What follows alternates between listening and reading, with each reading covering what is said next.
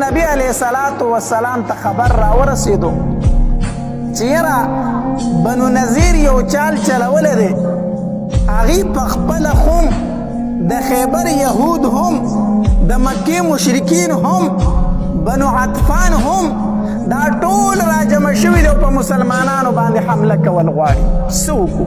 نبی علیه السلام پریشانۍ کې شو. دلته نبی علیه الصلوۃ والسلام خپل صحابه کرام راټول کړو په مسجد نبوي کې، مشوره ترېنه اخلي. څه وکړو؟ ټول عرب زمون خلاف یو ځای شوي دي، په موږ باندې حمله کول غواړي، څنګه به ځان بچ کړو؟ تاسو ماله مشوره راکئ. هر صحابي به مشوره ورکوله جدا جدا. په دې کې سلمان فارسي رضی الله تعالی عنهم ناستو.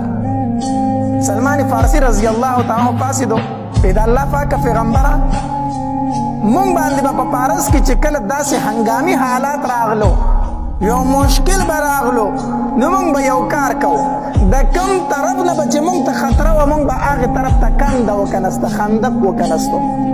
بس دې خوا به مونږ ناستو، دشمن به چې د کندې غاړې له راغې په مونږ پسې به نه شو راتلی، ځکه اوښان دي، اسونه دي، پیدل دي، دا خو په هوا نه شي تلی که نه.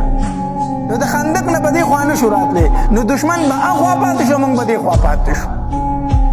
نبی علیہ الصلوۃ والسلام ته دا مشوره ډیره زیاته خوښه راغله د سلمان فارسي رضی الله تعالی عنه. او نبی علیہ الصلوۃ والسلام وفرمایل وی راځئ چې په دې باندې عمل وکړو. نو جبل سرع ورته ویلی شي، د هغې خواته نبی علیہ الصلوۃ والسلام چې کوم مدینې منورې ته د راداخلېدو لار وه، هلته نبی علیہ الصلوۃ والسلام په خپله نقشه کېښودله.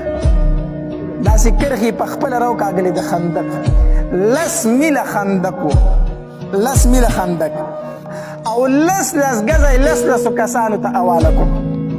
وی 10 کسه به 10 ګزه ځای څه کوي؟ کني. دا نبي علیه السلام په خپله دا نقشه ورته وکړه. صحابه کرام شروع شو خندق کني، او نبی علیه الصلوۃ والسلام په خپله هم لګیا دی خندق کني. د خندق پوره کامل کېدل دا صرف په 6 ورځو کې وشو. 10 میله خندق په 6 ورځو کې وکنستلی شو. دا وکنستلی شو. بعض روایتو کې راځي 20 ورځې، بعض روایتو کې راځي 6 ورځې. هم محدثینو تطبیق داسې کړی دی، وی خندق کنستلی شو په 6 ورځو کې. بیا د نور څومره بچو تدابیر چې دي هغه صحابه کرامو چې پوره کول په هغې باندې 20 ورځې لګېدلي وي، خو خندق پوره شوی و په 6 ورځو کې. نبی علیه الصلوۃ والسلام په خپله هم لګیا دی.